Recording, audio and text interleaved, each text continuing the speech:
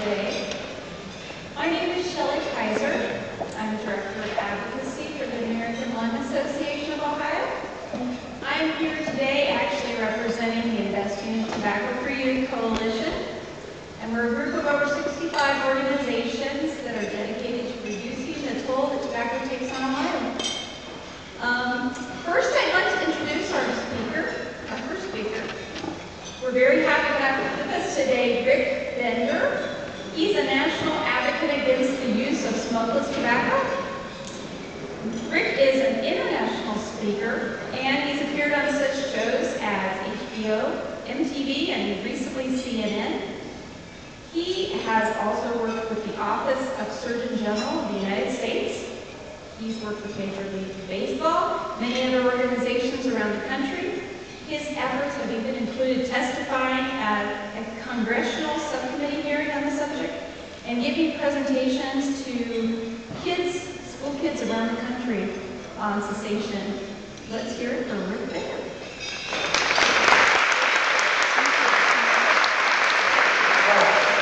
Well, thank you.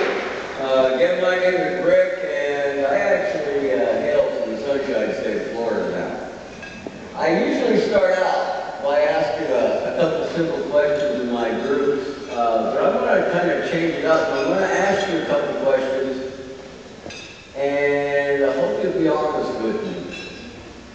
How many of you in this room have ever tried tobacco of any kind? Wow, a lot of hands going up. I want to ask you another question, and this one's way off compared to what I usually ask in my groups. I graduated in 1980. How many of you, and I'm pretty sure I got a few years on some of you and not as many on others out there, how many of you ever remember having any sort of tobacco education when you were growing up in the school? Couple of hands going up. You know what? Like I said, I graduated in 1980. I don't remember one single little shred of tobacco education being provided for me in the school system. Now, my parents had done a pretty good little job, but they had talked to me about cigarettes. Now, I started using at the age of 12, and back then, what a lot of people like to refer to as smokeless tobacco was actually touted as a safe alternative to cigarettes. It was take a pinch instead of a puff. Now, I didn't have any friends that were using this stuff, but a lot of my buddies were smoking, and I wanted to fit in with the crowd. And I associated this as a safe alternative to cigarettes. And I used all the way through high school. I used after high school. At age 26, though, I was diagnosed with oral cancer, an undifferentiated squamous cell, because of my use of what I like to call spit tobacco. I lost a third of my tongue. On April 10th, 1989, I went in for 12 and a half hours of surgery. They took out a third of my tongue. They had to chase the cancer down in the right side of my neck. They dug out my lymph glands. I lost partial use of my right arm because of nerve damage. I spent the next week in intensive care. During that week, I remember my father sitting beside my bed crying because the doctor came out of that operating room at 12 and a half hours and told him, I don't think your son is going to make it another 18 months. I was only given 2 years to live back then. I've devoted my life since 1993 to running around our country talking to young people about the effects of tobacco, and tobacco of all kinds. I mean, I don't limit my presentations to just smokeless or spit tobacco, but tobacco of all kinds. I really don't care whether you roll it in a cigarette, stuff it in a pipe, or chew it.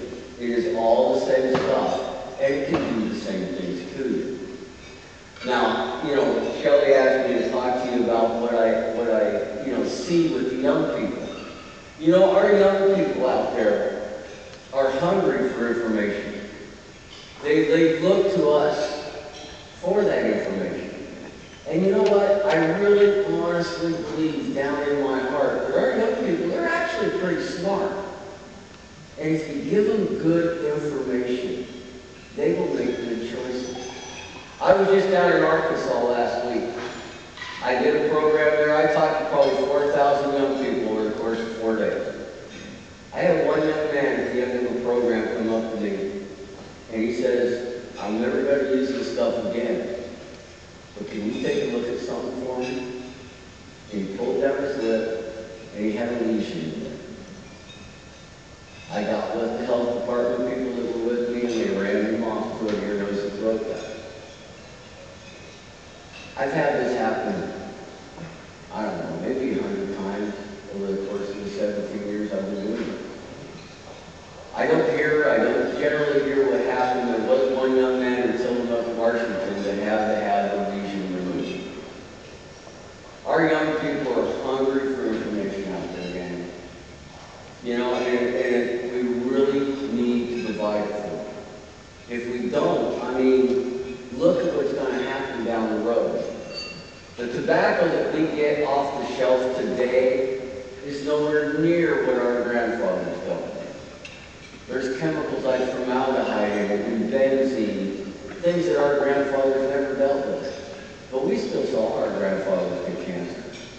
We still saw our grandfathers die of heart disease. But what's going to happen 20 years from today, when the young people that are starting to use today with chemicals that our grandfathers never dealt with? What type of health problems are we going to be looking at?